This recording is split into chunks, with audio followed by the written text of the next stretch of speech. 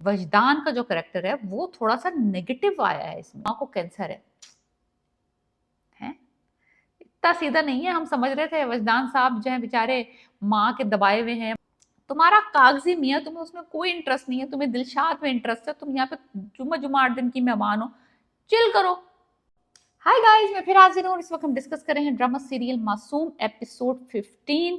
Drama इस वक्त उस जगह पहुंच चुका है जहां से हमें कुछ ना कुछ अच्छी चीज नजर आने की तवक्का बन गई है। थोड़ा बहुत हुआ है इस एपिसोड में, ऐसी बात नहीं है, जो कि हमें इंतजार था कि कुछ कहानी शुरू होगी, कुछ कहानी बढ़ेगी, कुछ कोई ट्विस्ट आएगा, कोई टर्न आएगा, कोई कॉम्प्लिकेशन होगी, कुछ तो कोई जो किरदार है ड्रामे का वो कोई और ही रंग ले लेगा।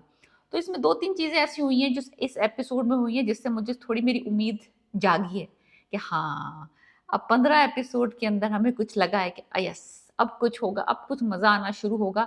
कुछ लोगों ने अपने रंग बदलना शुरू कर दिए हैं, कुछ लोग बहुत जल्दी बदल गए हैं, कुछ लोगों की जो मुश्किलें थी, जो मैं चाह रही थी कि दिलशाद को वो मुश्किलें आए, वो पैसा कमाए, कुछ ठुड्डे खाए, लाते खाए, हमारा हार्ट ब्रेक हो, हमें वो इमोशनल सीन्स देखने को मिले। थोड़ा थोड़ा शुरू हो गया, थोड़ा थोड़ा मामला शुरू हुआ कुछ जो है कि जो बेचारी छुटकी थी जिसको सर पे चोट लगी थी, अजीब सी कैफियत में मुब्तला है। मुझे समझ नहीं आ रहा कि उसको या तो होश बिल्कुल ही ना दिखाते, कि उसको बिल्कुल ही होश नहीं है, बिल्कुल ही वो मूव नहीं कर पाती, बिल्कुल ही वो समझ नहीं पाती, लाइक सकते की हालत में बंदी सुन रही है, बातों को समझ भी रही है, भाई की तकलीफ को महसूस भी कर रही है, आंखें भी हिला हिलू के देख रही है। वो कोई गमगीन बात करता है तो गमगीन बात के ऊपर आंसू निकलते हैं उसके, और जब वो कोई मजाइया बात करता है, उसको जोकर बन के हंसाता है, तो वो हंस भी रही है, लेकिन वो ना बोल रही है ना हिल रही है।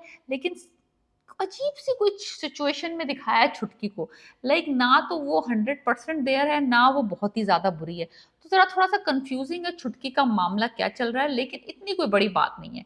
थोड़ा सा दर्दनाक किस्म की सिचुएशन तो है, लाइक अगर वो बनाना चाह रहे हैं कि बहन की बीमारी वाला दिखाना चाह रहे हैं तो हाँ है, थोड़ा सा दिल हार्ट ब्रेकिंग सिचुएशन जो है। असल जो चीज इसमें बड़ी इंटरेस्टिंग हुई है इस ड्रामे में, वो हुई है जो मिस्टर बॉस हैं, जो कि मिकाइल जुल्फकार प्ले कर रहे हैं इसमें। वजदान का जो करेक्टर है वो थोड़ा सा नेगेटिव आया है इसमें। नेगेटिव इस तरीके से आया है कि उसने वो जो कॉन्ट्रैक्ट साइन करने की कोशिश की नीली के साथ, कि तुम जो है मेरी माँ के मरने तक मेरी कागजी बीवी बन के रहो, मेरे बेटे से ज़्यादा अटैच मत हो, बस जब तक मेरी माँ हयात है उस वक्त तक तुम मेरी बीवी बन के रहो। उसके बाद जैसे ही तुम्हारी मेरी माँ इस दुनिया फ़ानी से कूच कर देंगी, बिकॉज मेरी माँ को कैंसर है, वो कैंसर की पेशेंट है, तो वो ज़्यादा दिन सर्वाइव नहीं करेंगी। तो तुम ऐसा करो, जब तक कि वो हयात हैं तुम मेरी बीवी बन के रहो, मैं उनको दुख नहीं पहुँचाना चाहता। जैसे ही वो यानी कि उनका मामला निपटेगा, मैं तुम्हें 5 करोड़ रुपए दूंगा और फिर मैं तुम्हें आज़ाद कर दूंगा। तो नीली साहबा ने कहा कि मुझे पैसे वैसे नहीं चाहिए, लेकिन मैं थोड़ा वेट आउट कर लेती हूँ, माँ यानी कि अनकरीबी जाने वाली हैं, तो माइट एज वेल किसी ज़ईफ औरत को क्यों दुख पहुंचाया जाए, जबकि दिलशाद दूर दूर तक कहीं नजर नहीं आ रहा मुस्तकबिल में। तो अच्छा है, मैं ठीक है, मुझे कोई कॉन्ट्रैक्ट साइन करने की जरूरत नहीं है, मैं आपकी जुबान के ऊपर एतबार है मुझे, और मुझे पैसा वैसा भी नहीं चाहिए, मैं बस खिदमत खल्क के लिए ये काम करने को तैयार हूँ, नो प्रॉब्लम, हम कागजी मियाँ बीवी रहेंगे। ठीक है, बात यहाँ खत्म हो गई। मैंने कहा चलो रीजनेबल बात है, वट एवर, कॉन्ट्रैक्ट नहीं हुआ, चलो वट है, बेचारी की माँ जो है वो कैंसर पेशेंट है, उसने झूठ बोला था। अपने दोस्त से डिस्कशन करने में पता चला कि उस बंदे ने कैंसर का बहाना किया है नीली को कन्विंस करने के लिए, कि ताकि ये जो उसके भागने की जो वो थी ना सिचुएशन, के भाई वो निकल निकल के भाग रही थी, निकल निकल के भाग रही थी, ये पकड़ पकड़ के ला रहा था, वो मामला रुक जाए कुछ दिनों के लिए, कुछ थम जाए, ये बंदी घर में बैठ जाए, टिक जाए, कुछ सिचुएशन हैंडल हो जाए। तो इसने झूठ बोल दिया अपनी माँ के कैंसर का, कि मेरी माँ को कैंसर है। इतना सीधा नहीं है। हम समझ रहे थे वजदान साहब जो है बेचारे माँ के दबाए हुए हैं, माँ के सताए हुए हैं, बेटे के सताए हुए हैं, इसलिए उसने माँ, ना ना ना ना, थोड़ा सा उसने भी झूठ बोल के नीली को जरा कंट्रोल करने की कोशिश की है। दूसरी तरफ नीली साहिबा का मैं देखती हूँ इतनी जल्दी ट्रांसफॉर्मेशन हुई है बंदी की। एक सीन में बंदी ने वो पुराने कपड़े, वो जो उसके लेस लगे हुए, जो नवाब साहब के घर से लेके आई होगी संदूकड़ी में डाल के, पुराने स्टाइल के, जैसे ही कॉन्ट्रैक्ट अभी साइन हुआ है, लाइक साइन हुआ है। बंदी के बाल खुल गया, बंदी ने हेयर कट नया करा लिया, प्रोटीन ट्रीटमेंट भी करा लिया, फेशियल्स भी करा लिया, मेकअप भी सुधर गया बंदी का, कपड़े भी अप टू डेट हो गए। उसने कहा जब तक भाई अब मैं कॉन्ट्रैक्ट में हूँ, अब इस घर में रहना है तो might as well makeover ही करा लो। लेकिन बंदी का ओवरनाइट मेक ओवर हो गया। चलो उसने सनी वनी से दोस्ती भी कर ली, that is besides the point, that is not. लेकिन एक पलटा लड़की ने बड़ी जल्दी खाया है। मुझे लगता थोड़ी देर और थोड़ा सा घसीटना चाहिए था उसकी कॉन्ट्रैक्ट के बाद भी, उसको एकदम इतना रिफ्रेश नहीं दिखाना चाहिए था, थोड़ा सा और लंबा घसीटते नीली का वो पुराना लुक, ताकि लगता कि बंदी कुछ आहिस्ता आहिस्ता आहिस्ता आहिस्ता आहिस्ता यानी कि जिंदगी की तरफ वापस आ रही है या कुछ। वो तो भाई पलटा खा गई जैसे कॉन्ट्रैक्ट उसको लगा कि बस अब मैं सेफ हूँ, ये बंदा मुझे छोड़ देगा, उसने फुल पैसों का फायदा उठाया। उसके पैसे मैं लूंगी नहीं, लेकिन मैं पैसे तुम्हारे अपने ऊपर खर्च जरूर करूंगी। जिस तरफ ये हो गई बात खत्म।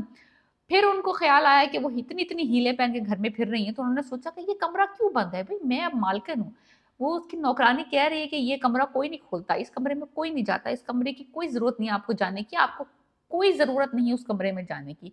आप यहाँ पे टेम्पररी आई में, जब तक कि माँ जो है वो लुढ़क नहीं जाती, आप अपने कमरे में अपने काम से काम रखें। नहीं, वो कमरा खोल के गई है वहां पे। वो कमरा एक्चुअली जो वजदान है उसकी पहली बीवी, जहां तक मुझे लग रहा है कि उसकी तस्वीर वहां लगी हुई है, वहां पे उसकी डायरीज रखी हुई है, वहां पे उसका सामान रखा हुआ है। जो उसकी वाइफ थी, एक्स वाइफ थी, जिंदा थी, मर गई थी, उसको छोड़ के किसी और के साथ भाग गई थी, अभी तक हमें नहीं पता चला है। लेकिन अब ये मुझे पता लगता है कि पता लगने वाला है। ये ये वाला मुद्दा अब खुलने वाला है, कहानी ही खुलने वाली है। एनीवेज, ये उसमें फरोला फराली कर रही जाके अंदर, क्यूरियोसिटी, औरतों की क्यूरियोसिटी। तुम्हारा कागजी मियाँ, तुम्हें उसमें कोई इंटरेस्ट नहीं है, तुम्हें दिलशाद में इंटरेस्ट है, तुम यहाँ पे जुम्मा 8 दिन की मेहमान हो, चिल करो, चिल रिलैक्स करो। तुम्हें क्या खोजने की जरूरत है कि इस कमरे के अंदर क्या है, क्या कुछ भी हो। तो एनीवेज वो वहां गई है, डायरी वारी देख रही थी, वजदान साहब आ गए, वजदान बाद में इनकी उतारी, इनके बेंड का बेड़ा कर किया, इनको वहां भेज दिया, जो कि बिल्कुल सही है कि जब आपने रहना ही नहीं है मेरे साथ, जब आपको मुझसे कोई लेना देना ही नहीं है ना, मैंने तुम्हारे माजी के बारे में पूछा ना, तुम्हें कोई हक नहीं पहुंचता कि तुम मेरे माजी को करे दो। सो एनीवेज वो बात खत्म हो गई। अब जो सबसे सरप्राइजिंग बात ये थी मेरे लिए, नीली का करेक्टर जो था, मैं नीली को इसलिए डिस्कस कर रही हूँ, ज्यादातर सीन्स इसमें एपिसोड में नीली के थे, दिलशाद के जरा सा सीन था। नीली का कुछ हुआ कि वो जो फ्रेंच टोस्ट वाला सीन था, मुझे ये लगता है कि ये जो इसकी बॉन्डिंग जो हो रही है ना वजदान और उसके बेटे के साथ, टू क्विक हो रही है। उसने वो फ्रेंच टोस्ट बनाया, एक बहुत पुराना सीन है, हम बहुत दफा देख चुके हैं कि वो फनी फनी हरकतें कर रहा है आदमी, और लड़की जो है वो हल्के हल्के पहले जरा घबरा रही हैं, थोड़े शर्मा रही हैं, थोड़ा सा रेजिस्ट कर रही हैं, लेकिन फिर मुस्कुराने लग जाती, हंसी तो फंसी वाला मामला। So that's what happened in this scene as well. उसने फ्रेंच टोस्ट जला दिए, इनको थोड़ा सा मजा आया, इनमें थोड़ा हंसी, थोड़ा सा बॉन्डिंग हो रही है, थोड़ी फैमिली टाइम हो रहा है।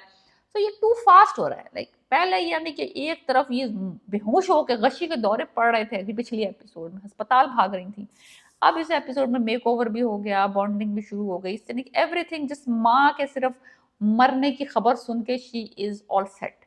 तो थोड़ा सा मुझे ये हजम नहीं हुआ नीली का करेक्टर इस एपिसोड में। दिलशाद साहब ने अब एक नया रोजी रोटी कमाने का तरीका अल्लाह ताला ने उसको दिखा दिया है कि वो एक एंटरटेनर, एक जोकर बन के स्कूल के बाहर बच्चों को एंटरटेन कर रहा है, मॉल्स के बाहर बच्चों को एंटरटेन कर रहा है, इस तरीके से वो कुछ पैसे कमा रहा है, जिससे कि वो अपना और अपनी बहन का जो है वो पेट पाल रहा है। लाजमी सी बात है, बहुत ही डेविस्टेटिंग किस्म की सिचुएशन है, बंदे के पास कोई पैसे नहीं है, बहन जो है ऑलमोस्ट पैरालाइज्ड पड़ी हुई है। उसको एक रास्ता दिखाया, एक्चुअली वो बच्चों के साथ स्कूल के बाहर खेल रहा था और बच्चों ने उसको कुछ पैसे दिए, देन उसके दिमाग में क्लिक आया कि he can do this because he is an artist, may be singer है लेकिन ही कैन परफॉर्म, वो बच्चों को खुश कर सकता है, बच्चों को एंटरटेन कर सकता है, उसमें कुछ पैसे कमा सकता है। तो उसने वो करना शुरू किया, थोड़ा जोकर का गेटअप वेटअप करके आया है।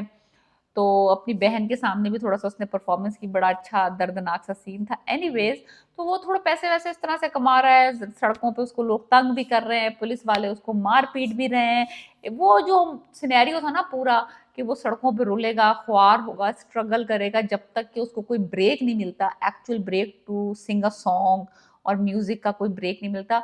वो वाली जो मुझे इंतजार था कि शुरू होगी दिलशाद की जर्नी, वो इस एपिसोड में शुरू हो चुकी है। अब एक्चुअली उसका जो स्ट्रगल है रोड्स पे, स्ट्रीट्स पे, ठुड्डे खाने वाला, वो अब आएगा जो है असल इमरान अशरफ, जिसके लिए फेवरेट है, जिसके लिए हम पसंद करते हैं उन्हें, जो हार्ट ब्रेकिंग सीन्स होते हैं। अब यहाँ से शुरू हुआ है मामला।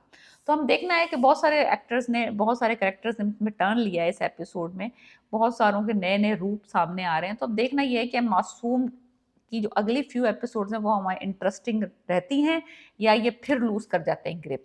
ये बहुत क्रिटिकल पॉइंट है right now. So please let me know if you are enjoying this drama and subscribe my channel.